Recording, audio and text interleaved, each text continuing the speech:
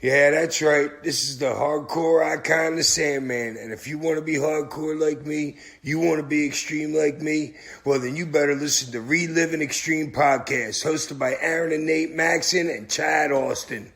Pay your bill, Tommy Cairo.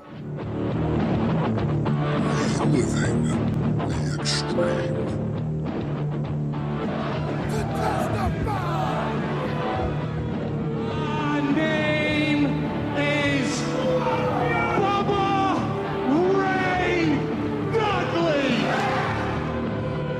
I don't need a weapon. My hands are my weapons.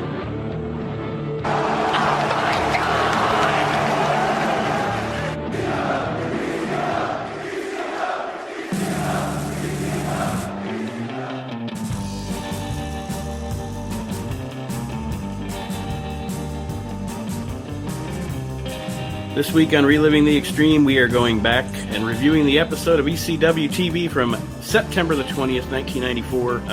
I don't know if ECW didn't have a show the week prior or if Peacock just didn't put it up there, because last week's episode was 9/6, this week's episode was 9/20. I don't know what happened to the week in between. I have no story on that. I tried to look. That could have been one of them infamous lost tapes. I mean, I remember hearing stories about like several of them that didn't. Because it's about a 2.5 hour drive from like Philly to like Media, Pennsylvania. You know what I mean? Anything could have happened, and who knows who the fuck Paul pissed off? And they just said, fuck it. Doug was too busy in bed with a guy. Feinstein's too busy fucking diddling people. I have no idea what was going on with the distribution there with this show.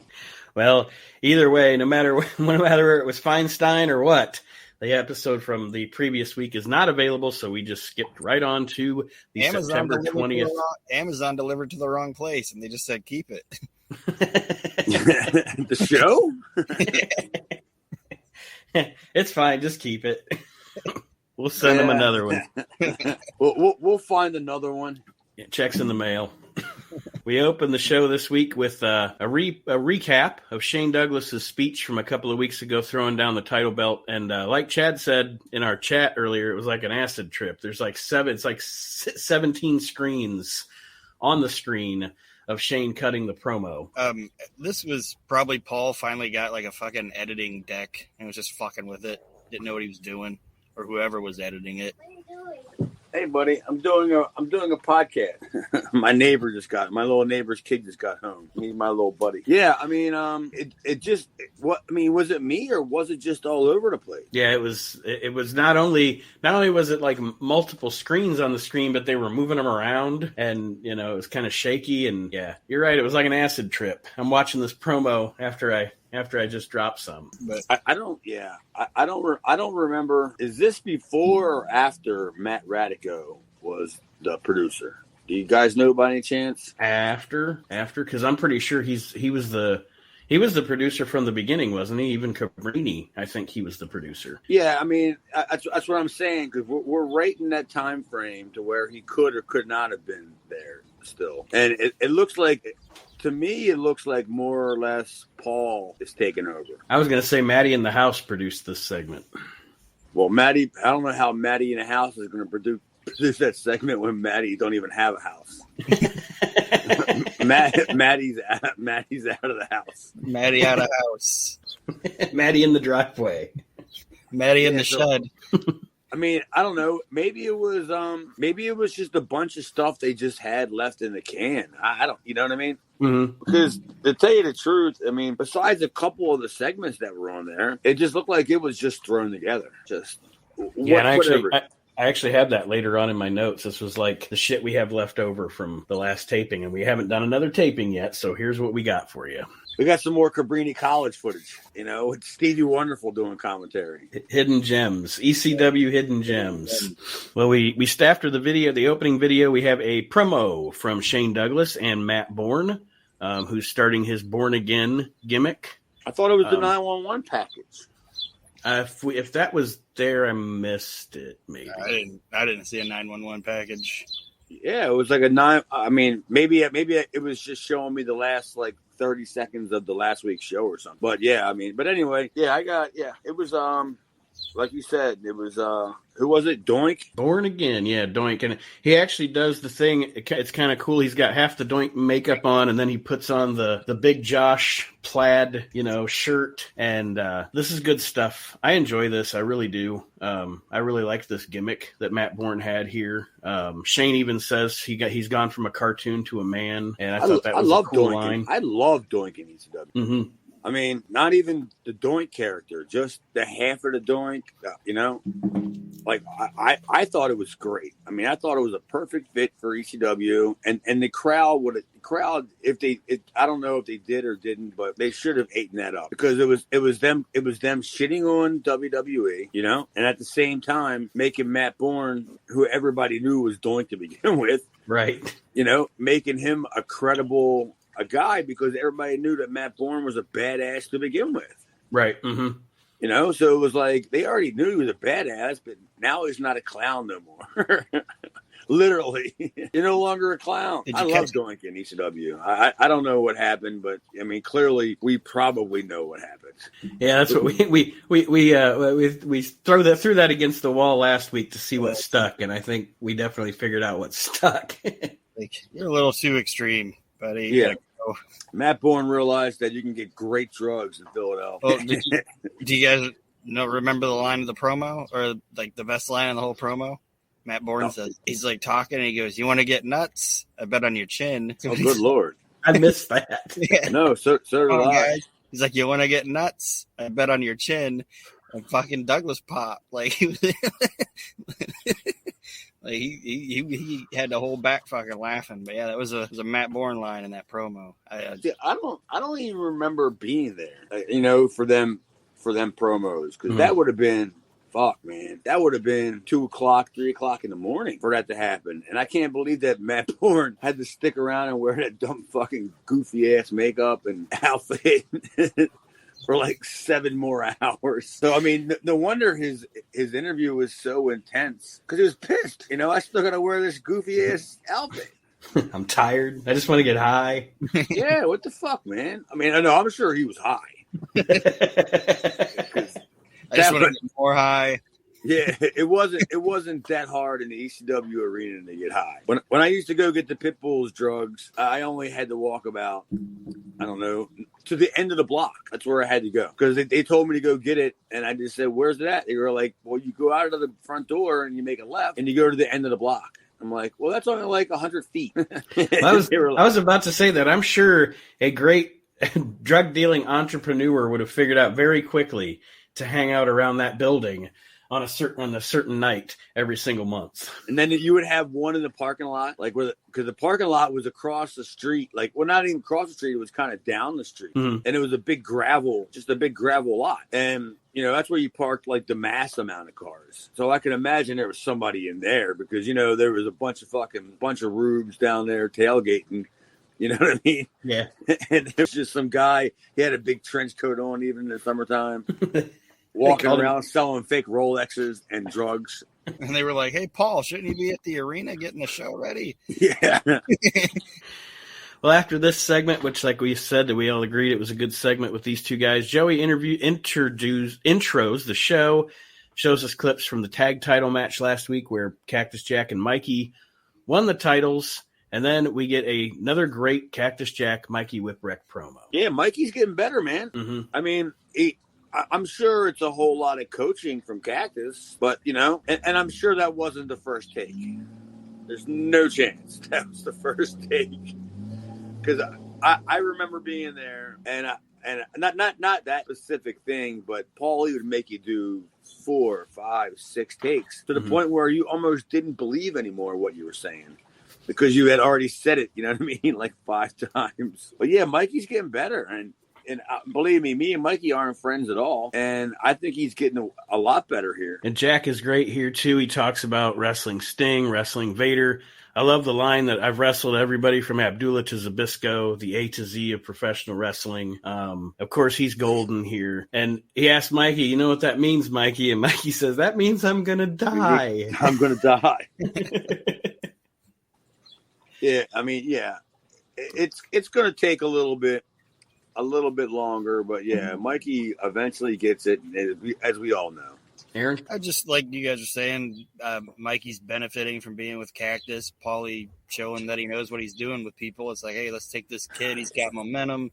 Who's a better person to put him with than the biggest? Honestly, Terry Funk's not around, so Cactus is the biggest star. Mm-hmm. Where was Terry now at this point? I'm not sure. Well, this is September. He might still be in WCW. Because I think he might still be doing the Studs Stable stuff. Is this what he was doing? Kind of both, but then just left ECW to go back? Yeah. I think so.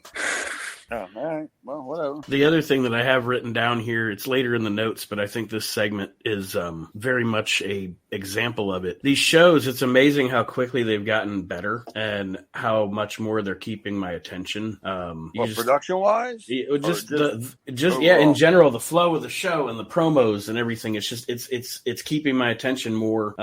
Also, there's not as much to bust on, it's getting...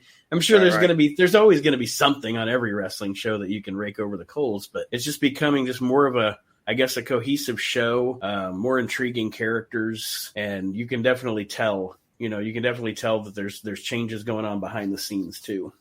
And how long has this been since Paul's taken over? Let's see. Has it been a year? It's been about a year because Eddie left it's been a year because I think Eddie left in August of '93. So it's taken him about a year to formulate his plan, to restructure his vision, right? Mm-hmm. I mean, does that make sense? Like, he's taken about a year and going, look, these are the guys that I want to build this shit around. Yeah. I'm not going to use Hunter Q. I'm not going to use Belomo.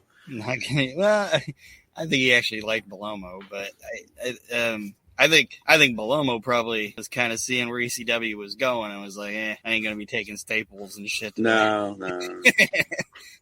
It's the children, the kids. Yeah, I'm gonna have to say goodbye. Yeah, that's exactly how he said it too. Paul was like, "Look, we got this thing planned. Where you're going to go out there with the Sandman. And he comes out with a big, gigantic stick. And after he beats you, he's going to whip the shit out of you with this goddamn gigantic stick. And he's like, oh, I'm sorry. I'm going to have to go to work at the pizzeria. What's the matter, you, Paulie? My responsibilities at the Variety Club have increased. I can't... Oh, yes. I know. I do this for the children. I gotta sick a donkey. My donkey's sick. I gotta go. I think Sal fucked up one time and says, I do this to the children. not for them. Well, after the promo, we have a match, Cactus and Mikey against Chris Kanyon and Dino Sendoff. Wow. This was Chris Canyon's debut, correct? Yeah. Yep. Is it before or after this? It's after this that he's in that Men at Work team in WCW, isn't it, Aaron? Yeah. It has or to whatever be. It was. Okay. That was like 95 when Kanyon showed up there. Yeah, it has to be because there's no reason why they would have had Kanyon being in that position had he had been somewhere else. Mm-hmm. Yeah. But I don't know fucking Kanyon from shit, but he had a great size, he had a great look. Sure, he had a lisp, but so did Dusty. Yeah, and he was gay, but so was Dusty. I don't know. I don't have a lot of notes about them. Dusty Rhodes would be fantastic. What's that? Gay Dusty Rhodes? Gay Dusty Rhodes would be fantastic. He turns on Sapphire for Slick. Virgil. He steals Virgil from the $1 Million Man. Wow. That must mean that Dusty has a great crevice. He's got a few of them. Yeah. So Virgil gonna have a field day with Dusty's body. It's like the King's Dominion. He's like, I'm having an orgy with one person. I'm sticking it all over Dusty's body. And Dusty Rhodes is a BBW, I tell you. Gay Dusty Rhodes. Boy, oh boy. All right. I don't have a lot of notes about this match, but one of the notes, the main note that I have is Mikey and Cactus are a great tag team. Well, it's Cactus with Mikey. True. Cactus It's a uses great them as a catch. weapon. I love that Cactus uses them as a weapon. Like, he'll just throw them into people. Mm-hmm. Yeah, I mean, I don't think that Cac went to Mikey before any particular match and said, "Hey, what do you want to do?" You know what I mean? Mm-hmm. Like most of the time, a guy will go to another guy and like, "What do you want? What do you want to do? Whatever." But I think Cactus was just like, Mikey, just go out there. Follow my lead. Yes. I mean, yeah. I mean, I don't think it took like a whole lot of prep time, like you're prepping for a Hell's Kitchen fucking reopening. It wasn't nothing like that. It was just, all right, you're gonna get beat up, and I'll come in and I'm not gonna sell, and I'll just take bumps over. You know what I mean? You know how it goes with Cactus and shit. It's typical. Is there anything not typical about that Cactus performance? I mean, nope. It's balls to the wall every time, and like I agree with Aaron. I think it's great that he uses Mikey as a weapon. He'll just throw him into the opponents or whatever, and kind of pretty much the story is, if you watch through their matches, Cactus is toughening Mikey up. Yeah, but he never really said it, did he? No, it's all in the ring. Story? Yeah. Like, It's Mikey doesn't want to fight, so he's like, "Okay, you don't want to fight? I'll just throw you at the guy, and now you have to. You're either gonna fight him now, or you're gonna get your ass kicked. Take your pick, because you're in it now. And then either way, Cactus would make the save. Yes. So Mikey can get beat up some more, and he would just sit there and be like, "All right, come on, Mikey." And then he gets beat up some more, and Cactus makes the save, and come on. It's the first real good story in ECW. You know what I mean? Like the first, if that makes sense, like the first good storytelling of these two guys being together. And because I mean, they'd have angles before, but it's like we could make fun of Cairo and Sandman and Tommy and Sandman and shit like that. But this is an actual good wrestling story, in my opinion. I'm tired of making fun of Tommy. It's starting to get on my nerves. Well, luckily Jesus he's not featured on this show. No, thank God. Neither is Tom Brand. And during this match, the Public Enemy come out and attack Jack and Mikey. And essentially Jack comes in, like Chad just said, and saves Mikey from a beatdown from Public Enemy with a double DDT, throws Mikey onto Johnny Grunge.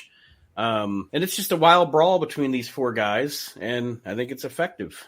Yeah, except for that DDT. Jesus Christ, that wouldn't crack an egg. The way I don't know how the hell I mean, it looked like, to me, it looked like shit. He didn't have either guy, like, you know what I mean? Mm-hmm. And the guys just fell forward. And I guess I'll ask you, me having obviously never worked in the ring, do you think that was on him or on them? I mean, honestly, it was probably on Jack. Okay. Because I would assume the way that it went, because I've taken DDTs a million times, and that slap on the back is your cue. Boom. And then, like, it used to be you go head first with your neck twisted, but then I think guys got hurt, right? Mm-hmm. When you did it that way, and then guys started doing that big fucking face plant spot, where that's why I was like, dude, this move is dead. If that's the way you're gonna take DDTs nowadays, then look at Jake, dude. He would throw his feet underneath the guy's leg when he would bring you down, and he would just drive you to the mat. But no, Jack would just do the whole deal where he would just fall flat. Mm-hmm. I mean, he didn't want to hurt you because that's the way he was trained. But I don't know if Jake gave a shit or the way Jake did it was just so good, because I never heard of Jake killing people. No. The only one I was gonna say the only one I ever heard was the Steamboat one on the outside, but I think that just went. Well, no, south. He said that he blamed Steamboat for it. Steamboat said he just wanted to take it like a normal DDT, and he was like, "You can't do that." And then Jake even said he didn't want to do it at all. And and the WWF was like, "Yeah, we got to do this angle," and he's like, "It's a bad idea." But then he's like, "I'm not the one taking it, so if he's willing to do it and you want me to do it, all right." Yeah, man. If I was Ricky Steamboat, I'd be looking at the calendar and being like, "What month is this happening in? And how long am I going to be out for? The rest of the summer? Yeah. Oh shit. Okay, whatever. I'm down." But like I said, overall, I think this was, it was a decent squash match, and then that led to a good brawl between these two teams to keep the feud going. Anything else on this segment, guys? Just Dino Sendoff looked worse wearing a shirt than he did when he did. Dude, when does Dino's send-off look any good? I'm just saying, when he didn't have a shirt, he didn't look as bad as when he wore a shirt. Well, maybe Paul told him to wear a shirt. We want you to look extra worse tonight, send off. Because he had titties. He's like, we already have, like, women on the show. The next segment after this, we get a promo from Too Cold, and then Too Cold Scorpio is going to have a match with Stormin' Mike Norman here on the show. The Too Cold Scorpio is the Too Cold promo is a Too Cold promo. Like I've said before, one of my favorite wrestlers, not a great promo. Just being honest. It's terrible promo. It's rambling, and then 2 lines from current rap songs, and then he's like, hey, and he leaves. Yeah, how can you be that good at one thing and that not good at the other? Right. Yeah. It's amazing. You can't 50-50 book that, like you can't be like, you got to put this together, man, mm-hmm. and especially when you decide you're going to be a wrestler. Maybe it's because Charlie he started out like in Japan and Mexico where they didn't do a lot of promos and stuff, so maybe he didn't think about it, but now you're in the States and you gotta get yourself over verbally. And he just went out there and with his big ears and everything. All I tell you was my cable reception was better when he was on the screen because of his ears. I was having a little cable issues, and all of a sudden Scorpio comes on there, and I'm like, oh, look at this shit, it's fixed. I can't. This is the only place where I can share a story like this where people might actually appreciate it. So I'm going to tell this really quick. It was actually last night. I'm watching a random episode of WCW Saturday Night from 1993. Insomnia? And on this episode, one of the most surreal moments I've ever seen in my life. Okay, you got Too Cold Scorpio, Marcus Bagwell, and the Cole Twins in the ring, dancing to Too Cold's music, and the center stage crowd saying, "Whoop, there it is," over and over and over again. I was like, what the fuck? This is one of the most surreal things I've ever seen in my life. It's ridiculous. And the worst part was Doug Dillinger was probably leading the crowd. 67-year-old Doug Dillinger. He's saying womp, there it is. He doesn't even know what the fuck he's doing. Like, womp, there it went, guys. Say it. Everybody thought he was having a seizure because he's out there waving his arms. What's wrong with Doug Dillinger? Saying womp, there he went. Womp, there it went. Womp, there it went. Yeah, episode title, anybody? All right. So we get this Too Cold match. During the match, Joey is talking about how Shane Douglas, the upcoming show, is going to be defending against Too Cold. Too Cold hits a... He's got to fight Born Again first. Oh, yes. In Hambone, Pennsylvania. Oh, is it? Did they say it's in Hambone? Yeah, it's in Hambone, Pennsylvania. Good Lord. This has to be the end of Hambone, Pennsylvania, right? Like, it has to be, right? No, they're still there, aren't they? Now? Yeah, this is the show's still going on. It's night 2. They had to break it. It's probably because Paul never actually paid Ted Petty for the ring, and the ring's still set up, and everybody just left. And then all of a sudden, Ted Petty dies, and Paul's like, "Well, what the fuck you like it? Fuck," you know what I mean? Well, Scorpio hits a 450 for the win in this match. Any comments or anything like that on the match itself, guys? I didn't have any. I don't know. I don't think so. It's kind of a weird combination of guys. Too Cold, Norman, Mike Norman. Like, what are you gonna get out of this? But I just couldn't figure out what the fuck Canyon was doing there. This is that same match, right? Nope. Oh no. No. This was a singles match. Well, then I still couldn't figure out what Canyon was doing there. or how about this? Why Canyon wasn't there? No, I would have rather seen Canyon. I would have rather Canyon. I would have rather seen Mike Norman team, send off and lose to Cactus Jack and Mikey Whipwreck and watch a Too Cold Scorpio Chris Canyon match. All right. Well, yeah. Yeah. I guess so. I could probably go either way on that, but yeah. I can see your point. After that, they show footage of the angle last week involving Chad, Jason, and Rockin' Rebel, with Rockin' Rebel and Chad with their breakup of the team that they had for like 2 weeks. And then the match itself is the TV champion, Jason, with Dean Malenko against the Rockin' Rebel. Aaron? Malenko attacks Rebel before the match, behind the referee's back, obviously, because he's not Dean Malenko right now. He's just a shooter. That's what they're calling him. At least that's how they introduce him, as the shooter. And basically what he's doing is attacking Jason's opponents before the match so Jason can get the advantage. And then the match starts, and Jason obviously goes after the shoulder of Rebel because that's what's supposedly injured.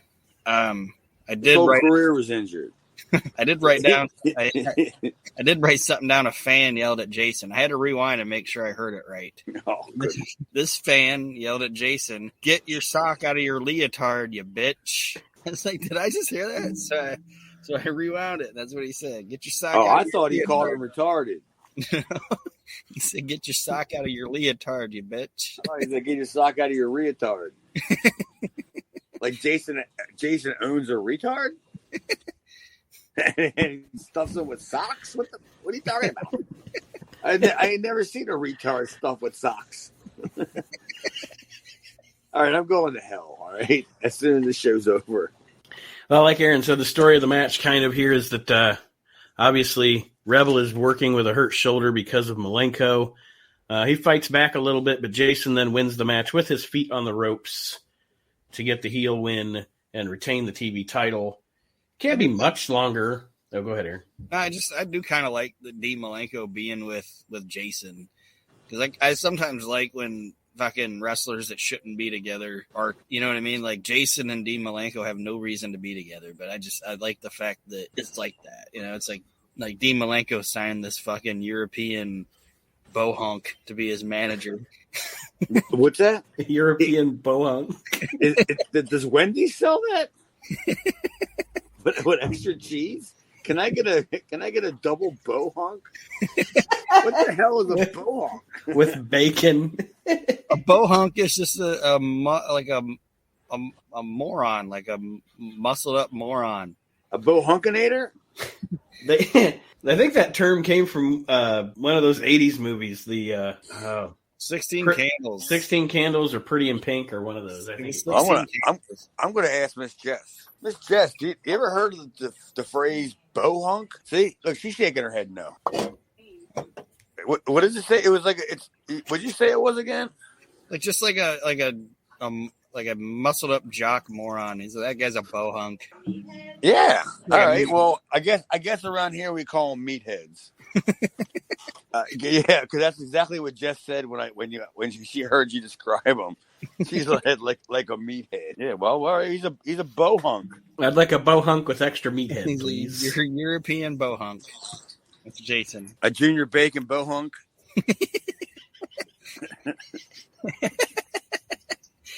You pull up the Wendy's drive-through. That's the name of the fucking value meal. Junior Bacon Bohunk. That's the name of the show. Can I get a Junior Bacon Bohunk with no mayonnaise on it, please? And a Coke. I've never had mayonnaise, but I will never eat mayonnaise because I'm always afraid that I'm going to get that one little trickle of mayonnaise on the side of my lip, and nobody's ever going to tell me about it. And then I'm going to walk around, and people are going to be like making fun of me, like it's like I got cum on my face. Yeah, look at Money Shot over here. Yeah, so I purposely never eat mayonnaise. I don't eat anything white. I only eat yellow cheese. I'm a eating racist. After this segment, we get Joey Styles back to introduce a press conference, quote unquote, press conference with Shane Douglas. Yeah. And the Japanese media. Yes, and the Japanese media. The Japanese media, which you never see. Oh, none of them. Yeah, I don't even know why would they even say that? And then the Japanese media asks a question. It's like, yeah, hey, Shane Douglas, you know... what's the matter you? I was just wondering, what's the matter you with the NWA title? Shut up your face. Yeah. All of a sudden, it's Tony Marmaluke with like makeup on his eyes to make him look. Why'd you leave the WCW? It's a nicer place. So shut up your face. Get the pizza. How do you feel about being the champ there, boy? Sign. Jesus, what? Konnichiwa, motherfucker. Konnichiwa, motherfucker. I love that. Oh, Sal Balomo. Well, Douglas here is talking about being emphasizing that he's a wrestler, he's the champion, Cactus Jack comes in and congratulates him for becoming champion. Man, you took copious notes, dude. Jesus Christ. I got nothing close to this. I think Nate froze. Maybe because when the show was on, I was cutting the grass. Maybe that's why I don't have as many notes as you. But anyway, I mean, let's go back to Dino's send-off. One of my favorite job guys there. Like, it's just amazing to me how nobody even had to tell you where you sit in the locker room. You know what I mean? Yeah. You go into the locker room, and then you know that if you're a job guy, well, you know, you just look for the other job guys, especially the worst-looking job guys, because then you know where you're sitting. Oh, I'm sitting over there, and I see Dino send-off. And I just go, all right, well, I guess I'm sitting over here with Dino. Was he an all right guy? And Storm and Mike Norman. Was Dino send off an all right guy? And Paul Loria. How There was wasn't he? a whole lot of jobbers there, right? I mean, if you look at it from the surface, it's pretty much the same batch of guys almost every single week, you know? Yeah. I mean, I don't know if that's a good thing or a bad thing, but I mean, we still got what's his name? Gino Caruccio, whatever his name is. Has he come in yet? We've seen him a couple of times. What's his name? Little Guido guy. Yeah. He's Little been in there a Guido couple was on. times. Yeah, Little Guido was on a couple weeks ago. You guys hearing me okay? Yeah, now. Okay. Yeah, my shit froze up. For Yeah, a minute. you did a paint your life gimmick. Yeah. The next match on the show is Shane Douglas with Matt Bourne in his corner against Nishimura. I did not write down his first name. Osamu Nishimura. I don't know about this dude. I guess I just don't remember him. I don't know. Was he any good? Well, he had a good match with Shane. Mm-hmm. this is what I can tell you about him as far as that I know. Whatever year this was, whatever time frame this was, he was trained by Lemonhead in Florida, and he was sent over to be trained by Lemonhead, and then they booked him all over the country to work independents with no money. Like, I don't know who paid him, because, you know, he didn't know shit from Shinola when it came to English. And all I know was he didn't make any money. So he would have had to have gotten paid, like, from Japan just to come over here and get money, you know, get experience before he could go back and make money. And then I fast forwarded, and then I even texted a friend of mine. I was like, what the hell did Osamu Nishimura do after? You know what I mean? Mm-hmm. Like, where did he end up? And my buddy was just like, well, he was in New Japan for, like, you know, a cup of coffee, and then he's gone. Like, Okay, so they wasted all that time on him. Mm-hmm. That's what I was going to say. So I don't feel so bad about not knowing shit about the guy, because apparently he never went anywhere. They were just hyping him as he was going to go somewhere. Yeah, I mean, because he was trained by Lemonhead. As a favor to Lemonhead, will you book this guy, please?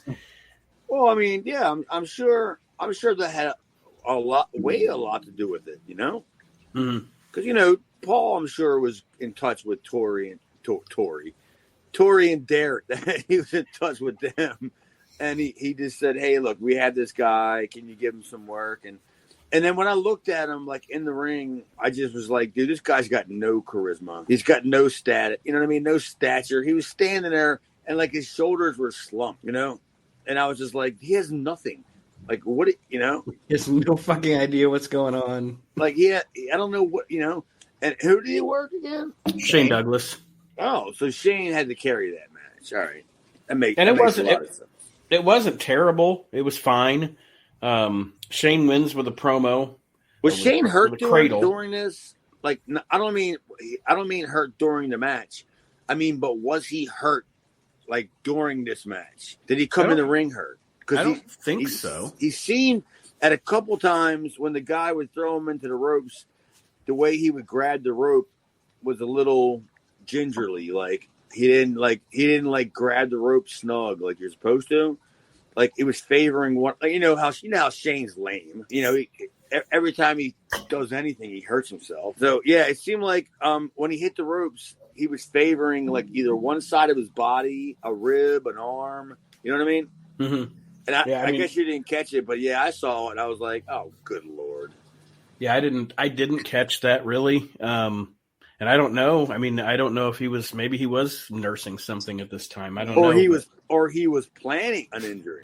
I need some time off. I need some more money. Mm. And if you don't give me more money, I'm sorry I can't make it. I tore a fucking.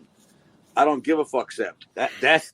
I mean, that's the way that I saw it, because it looked like Shane was halfway not there. Well, Shane does win this match with a cradle, and then after this match, we get a match between the Tasmaniac and Surfer Ray Odyssey. All right. Now, what's the next match? there is no match after that. No, I'm actually friends with Ray, and I always liked him, and I thought he was a great fit. I thought. I mean, I think Ray Odyssey's a good, decent little wrestler. Like, he can do some shit off the ropes, and he sells good. And but I think in this match it was weird because he got like a lot of offense on Taz. Like, I think he got way too much offense in this match. They're like going into it like, oh, Taz is the most extreme guy in the company, and like fucking Sandman Jr. has him like down for. Well, who's to say that maybe they had bigger plans for Surfer Ray Odyssey and shit just didn't work out. Like a lot, like most of the New Jersey guys, them Carluzzo independent guys, like they always seem to like they come, but they don't stick around, right? You know. And I always thought Ray, like, I remember seeing Ray in like 1991 at like the first convention that I went to, like in Philadelphia, and I was like, dude, because I was the one that told him that he should go to Memphis. Did you ever send a tape to Memphis?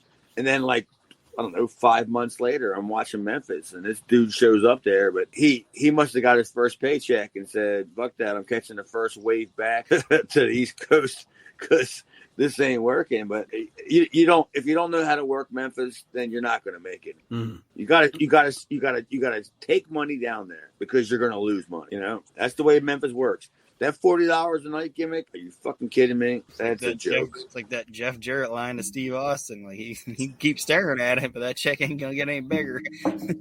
Yeah. No. I mean, yeah. I mean, when I was down there, that $40 a night guarantee was not a guarantee anymore. That's like the Dutch Mantel story where they're asking the boys if they're on drugs, and Dutch Mantel says, the way you paying us, we can't even afford to be on food. Yeah, pretty much. That's how it was. And you had to hate being a guy like what's his name? The guy who did the payoffs down there. I can't remember his name, but yeah, the guy who did the payoffs. Like law would make this old man, like he was fragile and frail, walk over and do all the payoffs because he realized like nobody's probably going to beat this guy up. Guy Coffee. Guy Coffee, yeah, that's him.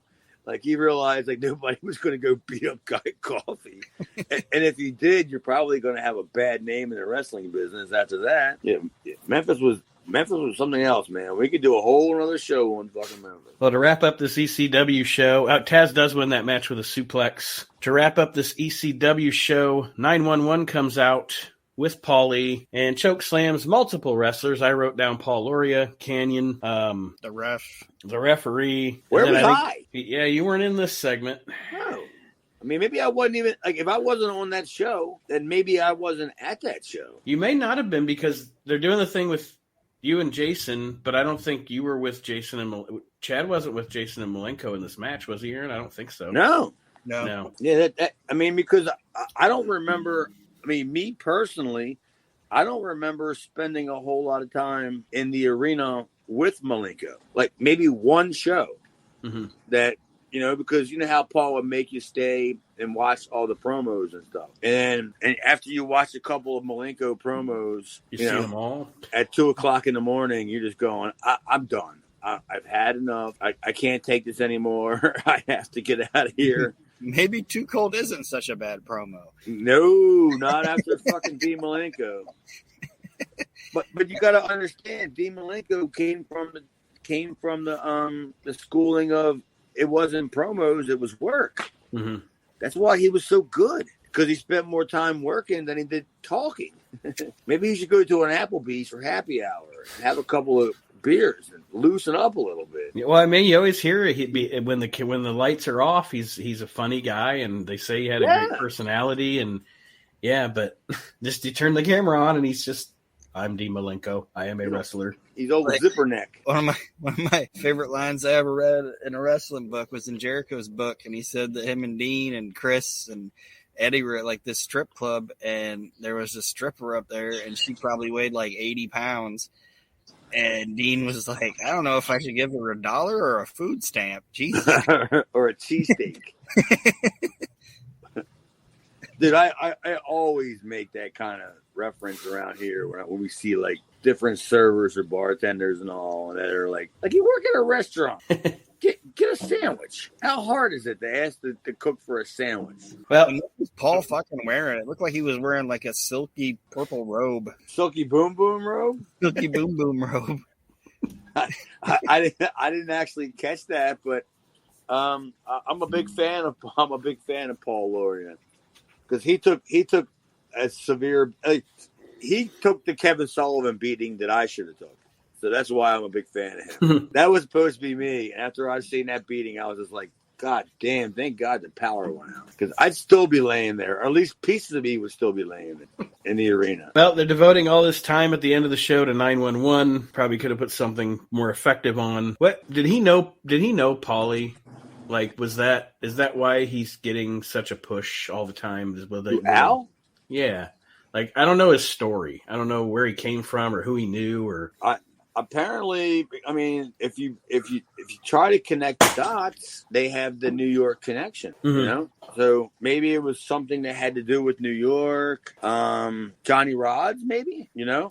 You know how Paul would take a lot of guys that came in at Johnny Rods' gimmick. Right. And maybe he's like, I got this guy, he's 6'10", can't do shit. But I mean, he looks impressive with him, you know? Well, guys, overall, to wrap the show up, what did we think of?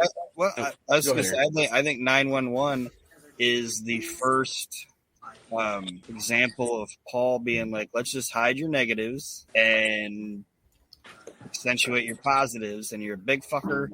Don't do anything other than chokeslam people. I mean, I don't think he was the first, but I think he was the most glaring. Yeah, most prominent. Yeah, because I also put myself into that category too. Because Paulie would always want me to get beat up. You know, just go out there, take all them bumps that I seen you do, take all them goofy ass bumps, and then watch any matches that I won. Look at how much offense I ever got. Right. One thing, right before the finish. So, yeah, Paulie's good at that kind of stuff. So, overall, what did we think of this episode of ECW, guys? I actually dug this episode. I liked it. Like I said, it kept my attention. There wasn't anything. I mean, I know that some of the matches were enhancement matches, but that's what wrestling, it's supposed to be. Yes. But I didn't see a lot of negative with this show. I really actually liked watching this show. I found myself entertained.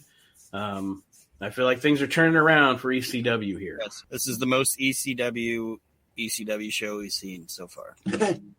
I'm trying to figure out where this is on the tape reel. You know what I mean? Like, what is there any more on this taping from this show? You know what I mean? Or is next week going to be like Montgomeryville or something, you know what I mean? Right. Or is this like the end of it? Because it's been kind of just running on just regular, just, the last couple of weeks where nothing's striking you. I mean, nothing's striking me, and I don't know about you, but nothing's jumping out at me like this is like must see, and I'm wondering why. I would say probably the biggest hook would be Cactus. Just to be able to see him. And I mean, Shane's doing fine with his deal, being the champion or whatever. He embraces his gimmick, I mean, but Shane was perfect there. I mean, that was Shane from Continental in what, 88? Like him working with Paul in Continental is what I'm pretty sure that it's what put the gimmick in Paul's brain that Shane can be the guy, So he probably blueprinted him in from the beginning. I could see like a sketchbook with Paul writing Shane's name down as top guy. Yeah. You know? And then how do I get him there? How do I get him to be the top guy? I'll tell you how I get him to be the top guy. You listen to this.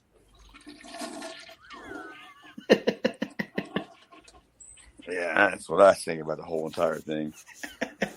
What did you give the show? Because I didn't give the show a flush. I didn't like it personally.